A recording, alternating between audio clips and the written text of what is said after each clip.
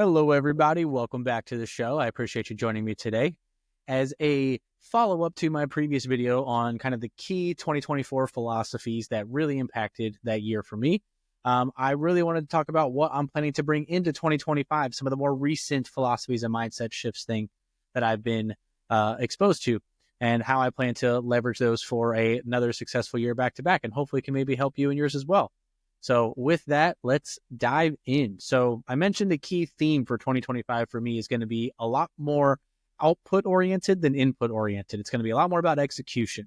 While I'm looking at making some changes and optimizations here in Q1, I'm really expecting Q2 through Q4 to be a lot more just straight execution and organic adaptation. And so with that, the first key mindset that I need to adopt here, or am planning to leverage, is the two most powerful warriors are patience and time, as a quote by Leo Tolstoy. And the key here and why this is going to be so big and why this is going to be entering that top mindset or top quote to be constantly in my face, as I previously mentioned before, where I have these quotes and philosophies on a rotating basis, 3 different ones appear every day through reminders, is because of exactly what I just said, that I'm expecting 3/4 of the year to be heavily focused on just execution, output, showing up every day, and realizing that I'm not going to get any significant result tomorrow. We are in a culture of just constant distraction and immediate gratification. And when I look at the impact that I am trying to make and the changes that I am trying to make in 2025, none of them happen overnight. And just to kind of give my key ones here. So from my professional IT career perspective, I really want to be solidified as director ready. When it came to this previous job search, I did have a couple director opportunities, but they were a lot more on the smaller side of the equation or less formal of an operation. And so they were much more director in title and less in function. And I think for me to solidify me as a director from that functional perspective, I really need to get better at effective communication. And I need to kind of true up my business acumen and operations side a little bit of thinking about the bigger picture of all business aspects and the way that technology really integrates and affect every aspect there. From the business perspective, the career coaching side, my goal is to have the most successful financial year from a revenue perspective that the company has ever had. So after losing 70% of my lead gen, but maintaining the revenue, I would really like to see myself get back to the previous highest year as well, and at least surpassing that by at least $1.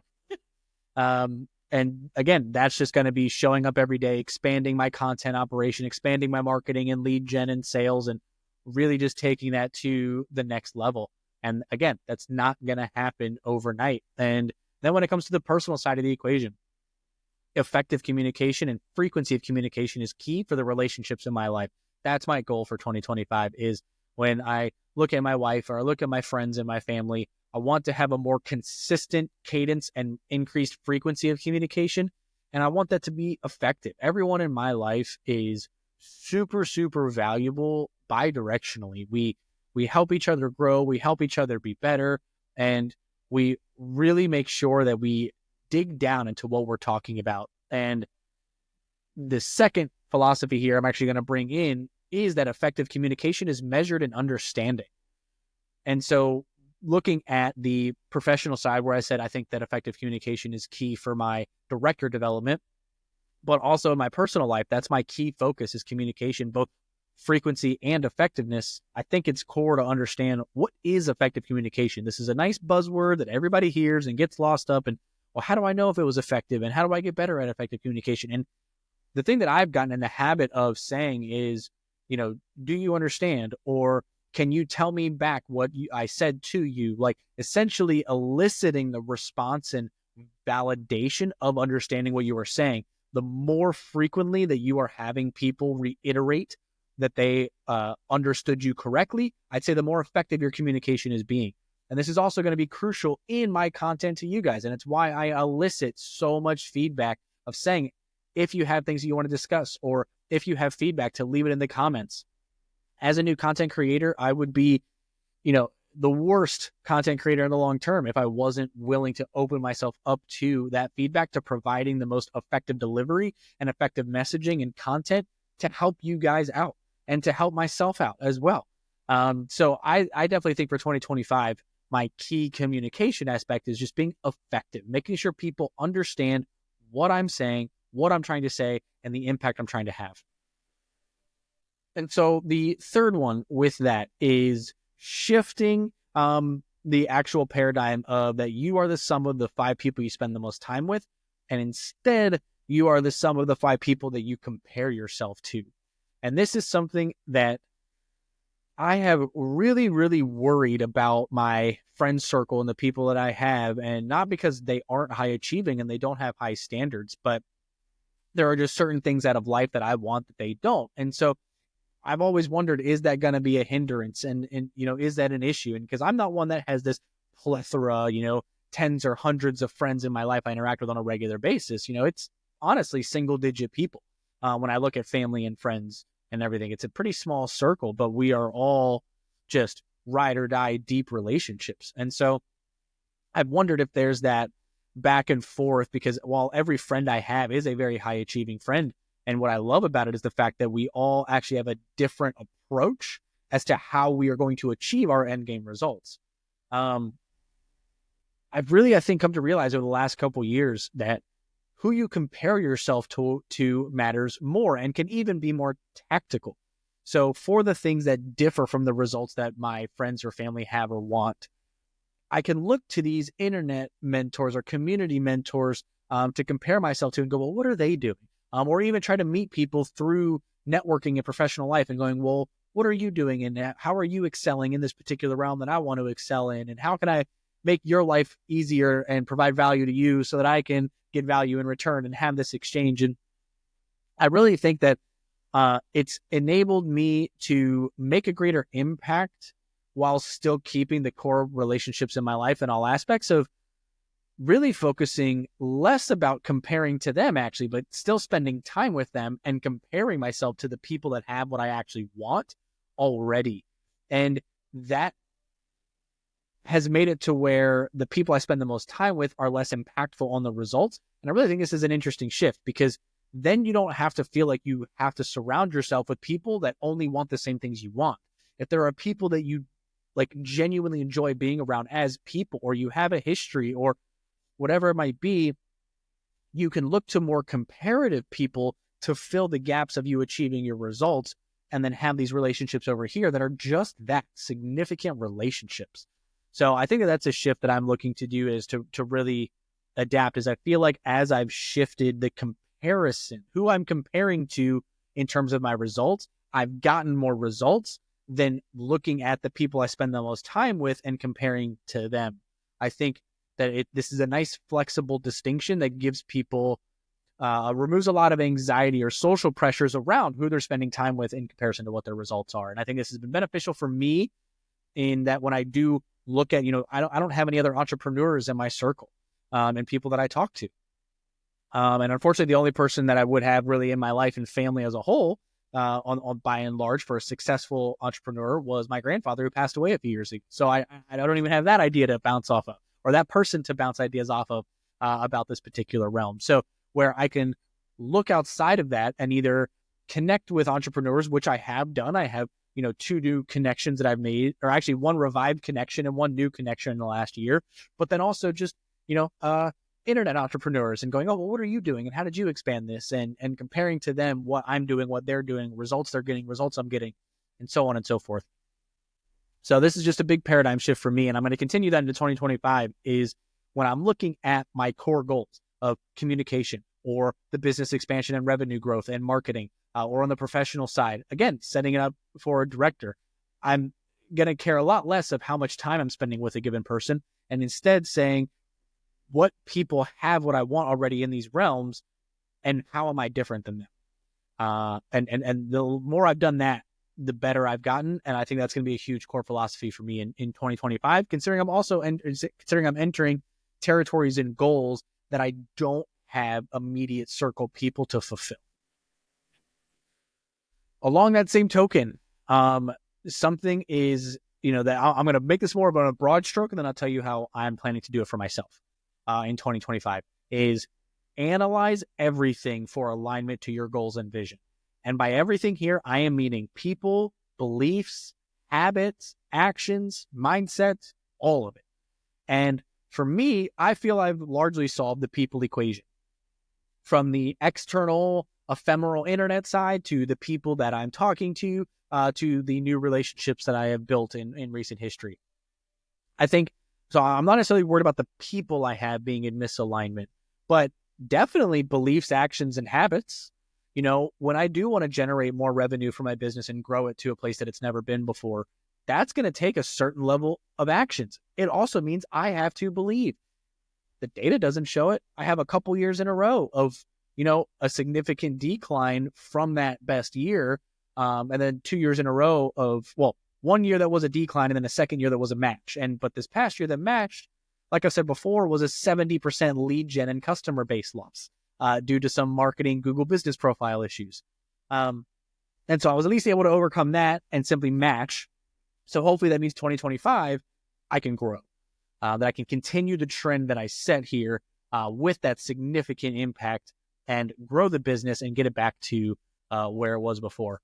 So I have some belief changes I need to make. I have some action changes and some habits. And, when I'm getting into the personal relationships, again, I say I want to be more frequent and more effective. So I have to go out of my way to set those times, form the interactions, to set aside time for all of these things to occur and to interact with the people I want to interact with. So I need to look at every aspect of my life and going, here's my top 5 goals of the year. Is what I'm about to do fulfilling those goals? Yes or no? And having that simple black or white way to gauge your actions of, is this in alignment or is this not in alignment, is a super effective and simple decision-making framework as well. I mentioned before about, in life, we must choose our own regrets. So looking at the cost opportunity, that's what this is leveraging here in this analysis of, by doing this thing, is it costing me my goals and vision? Yes or no? Yes, I shouldn't be doing this action. No? Okay, awesome. It's in support of my goals and vision. We should be doing this. And beliefs is one that is just always on deck, right? There is, as far as I'm concerned, all of the information that we have that is the best information and most accurate information is only the best and the most accurate until the next most best and accurate comes along. We have believed so many things in human history through science and math and analysis that continually gets proven wrong or advances year over year over year. And so constantly being willing to be in that state of analysis of yourself and the outside world and what is actually working towards getting you those goals and vision and results that you want to achieve, being in a consistent analysis state, especially when I'm focusing on a year of output. I need to be looking at that output on a regular basis and going, were the results achieved? Yes, no. Yes, awesome. Push the button harder, do it again. No, okay, why? What could I have done better? Let me maybe try to do a little bit of input research on this specific problem and come back and adjust my output. So I really need to be in analysis mode and analyzing every detail of my life in 2025, or if it's in support of my goals and vision. This is one that is interesting, that I don't know, it's going to come off as a spending money, but I don't know that I'm going to some degree, but is you can't buy time, but you can buy the future by buying skills, which are future time. And so this is one that's very interesting, that with where I'm needing to go, the things I'm needing to accomplish this year in a big way, is understanding more business. So understanding more marketing, more operations, more sales, these other aspects of business that I haven't had much exposure to. And this is going to be both going towards that directorship level of the technology leadership side and understanding how technology interacts with these people, because I'm going to a greater degree, understand what they're looking for and what makes their lives easier and how to make that impact. But also on the entrepreneurship side, that's what I need in order to grow the revenue. I need to make people aware I got stuff to sell, and I got to sell them on the stuff that I'm made them aware of. So this is something that I need to develop these skills in marketing and sales. And at the moment, I don't see anything in front of me that is going to be buying that time or buying those knowledge and skills, but I'm not shying away from it either. Because this past year, I'll admit, I hired a coach to help me out on the entrepreneurship side. And the amount of marketing knowledge that we gained or that I gained in this interaction is phenomenal. Like, it definitely leapt me ahead so much and prevented me from so much error. And so if that's something that to me was money well spent beyond the degree of what it cost. And that's also bared out on paper. And so there might be an opportunity that I see to buy these particular skills in 2025. At the moment, I don't. So that's why I'm saying this quote while coming off as sending up as money or spending money in order to do this, that I don't have a way to leverage that portion, but I'm aware of the skills I need to develop in 2025. And I might be doing those organically. I might be doing them buying, and I might do a mixture of both. But these are what are going to buy future time, because as I get better in these things, right, it's costing me time to develop marketing and sales skills. But if I get those today, I can carry those with me forever. I can evolve them forever, and I can get practical usage forever. And I can get that sooner. So I don't have to go 5 years from now and go, oh, well, now I need to learn marketing. No, I get it done now. I eat the time cost now so that I have the time cost later, especially when this is something that allows me to generate revenue on both my professional day job career and the entrepreneurship side. And in the future, that gets me more time in both of these aspects because I am better at the job and better at optimization and better at leveraging these things in order to buy my time in the future. Because I do want to retire early. I do have, lofty goals in order to facilitate that. And so by costing me the time today, I'm buying the time in the future versus delaying those things inevitably. And the last is one that is going to be an Alex Hormozy quote, if I recall correctly. But it is that your spouse marries two people: the person you are, the person you are, and the person you want to become. Make sure they love both. The latter part, make sure they love both, is less of the focus for 2025. But the other part is key. That one of my key focuses this year in my personal relationships is quantity of communication and effectiveness of communication. And this is something that, again, kind of going back to the previous one of I can't buy time now, but I can buy the skills now, which gives me the future time, right? By continuing to evolve the communication efforts with all of the relationships in my life, then we don't have to work on communication moving forward, both in, my personal relationship and my friendship relationships and my family relationships. Like, we can just talk effectively from the get-go for the forever future in all of my relationships in my personal life. And so that's why I'm making this such a huge key. And as well as I continue to evolve and meet new people and network and get new people inside of my circle due to the entrepreneurship evolution or my professional evolution and going higher up in leadership, the more tools and effective communication I have here, then the more effective I'm going to be. And I think that between myself as my harshest critic and my wife, who I obviously spend the most time with versus anybody else in my life, if I have solid communication and I have improved it to such a degree that it's second nature with those two people, myself and her, then it's just going to be so much easier throughout. And so that's why I figured this is actually like a multi-bird with a single stone, is by solidifying the effective communication here on a daily basis. This was what it will allow me to have the most practice, is by doing it at this person in my life, going back and forth, and having those practice efforts. Nothing is going to beat it. And so quick recap here for kind of my 2025 quotes, mindsets, philosophies, however you want to word it, going into that are: the two most powerful warriors are patience and time. Effective communication is measured in understanding. You are not the sum of the 5 people you spend the most time with. It's the 5 people that you compare yourself to. Analyze everything. Is the person, belief, action, habit, etc. serving your goals and vision or not? You can't buy time, but you can buy the future by buying skills, which are future time. And your spouse marries 2 people: the person you are and the person you want to become. Make sure they love both. That's going to be my 2025 in a nutshell. I hope that you can take some of this as well.